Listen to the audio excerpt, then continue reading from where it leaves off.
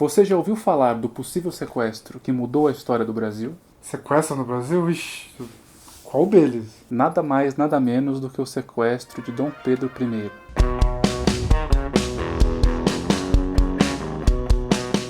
Olá, povo brasileiro, eu sou o Murilo Eu sou o Bier. e esse é o nosso novo cenário! Depois de muitos likes, curtidas e inscrições, a gente comprou aqui.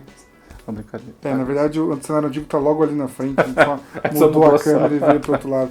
Não teve muita mudança. Bem-vindos ao novo retrovisor. A partir de agora, muitas coisas legais, muitas histórias, vídeos toda semana? Não sei, quem Talvez. Depende de você. sabe. Depende do seu like, que você compartilhe, indique pros seus amigos, indique pros inimigos. Manda pra todo mundo que a gente vai fazer mais vídeos pra você curtir a história do Brasil. Se você está vendo esse vídeo pelo Facebook, vá lá no nosso canal, se inscreva, porque às vezes nem todos podem estar aqui, mas no nosso canal, você se inscrevendo, todos estarão ao seu alcance. Nossa, Bia, mas o crime do Rio de Janeiro não tinha limite desde essa época? Que criminoso seria louco o suficiente para sequestrar o imperador do Brasil? Na verdade, nessa época, o Dom Pedro ainda não era imperador do Brasil, Ah, ele era príncipe. Ele estava no Brasil 1822, antes da independência. O Dom João VI era o rei de Portugal, portanto, o rei do Brasil também.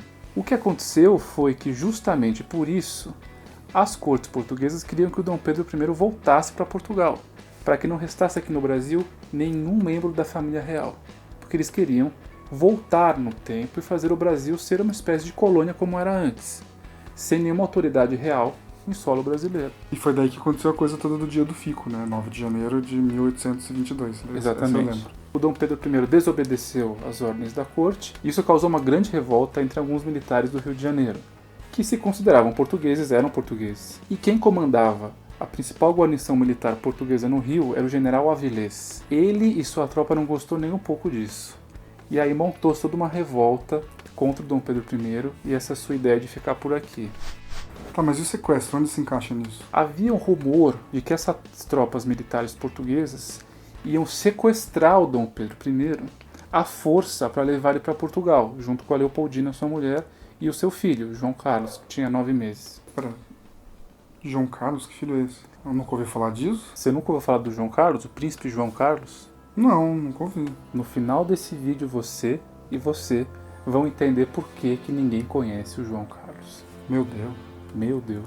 No dia 11 de janeiro à noite, havia uma ópera no Teatro São João em comemoração à permanência do Dom Pedro I no Brasil. E ele foi, com a Imperatriz Leopoldina ao seu lado, que não era imperatriz ainda, com todo aquele rumor de que um sequestro podia acontecer e alguma revolta militar podia eclodir a qualquer momento. Logo que se fecharam as cortinas do espetáculo, a Leopoldina foi separada do Dom Pedro I, foi escoltada de volta para o Palácio da Quinta da Boa Vista, onde eles moravam, e às 3 horas da manhã, ela, junto com o João Carlos, foram encaminhados para a Real Fazenda de Santa Cruz.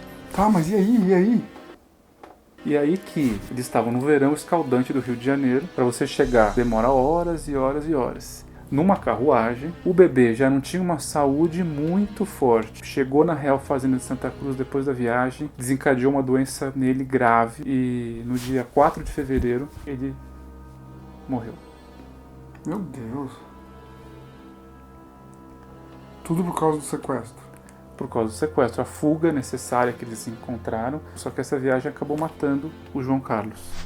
Mas e as tropas lá no Rio de Janeiro? Que fim deu isso? As tropas do Avilés tinham invadido o Morro do Castelo, no Rio de Janeiro, que não existe mais. Os 2.000 homens que estavam lá no Morro do Castelo, eles acabaram desistindo da revolta porque no Campo de Santana, onde futuramente seria proclamada a República no Brasil, 10.000 homens brasileiros, entre militares e homens comuns, se reuniram contra o general Avilés e as suas tropas. O povo ficou sabendo e foi protestar para que o príncipe mantivesse a palavra. Exatamente. Eles queriam levar o príncipe embora, 10.000 homens falaram, não, aqui é Brasil, filho, aqui não é Portugal, não, você pode esquecer. Não é à toa que chama morro isso aqui. E aí, o Dom Pedro mandou o Avilés sair, ele falou, tudo bem, foi pra Niterói, e aí acabou pacificando ali a situação, até que no dia 15 de fevereiro, a mando do Dom Pedro I, toda a tropa do general Avilés voltou pra Portugal. O que me intriga nessa história toda é que morreu uma criança por causa disso, né? É importante dizer que o Dom Pedro I ficou muito, muito magoado, obviamente, não só pela morte do filho homem, que para um rei e futuro imperador era uma tristeza além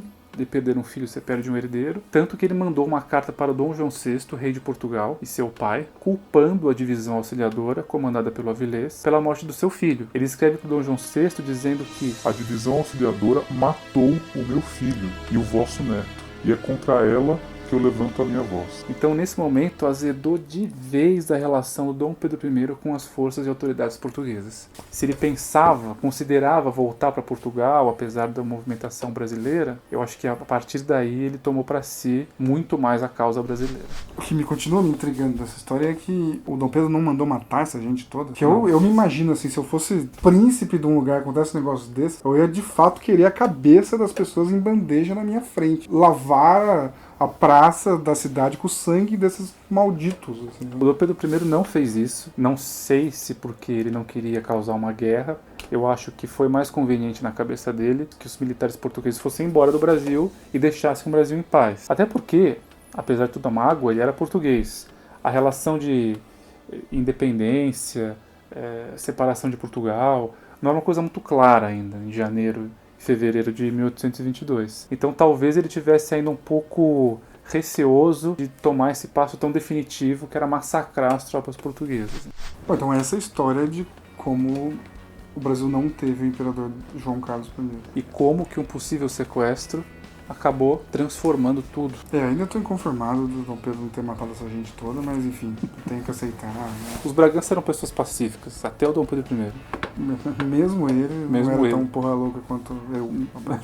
Bom, mas é isso. Eu já tinha ouvido falar dessa história do príncipe João Carlos, que infelizmente não vingou. Comenta aí se você conhecia ou não, porque eu conversando com as pessoas, ninguém sabe dessa história. Eu nunca tinha ouvido falar disso. Então comenta aí se sabia ou não. E aquela coisa, sugere vídeos aí, que a gente tem sugestões, estamos trabalhando. Então já sabe, aquela velha história. Não é porque mudou de cenário que é diferente. Se você quiser checar a história, dá uma olhada no retrovisor.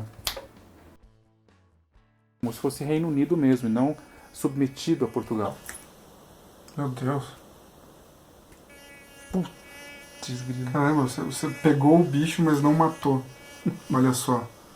É um sangue frio digno de Dom Pedro I.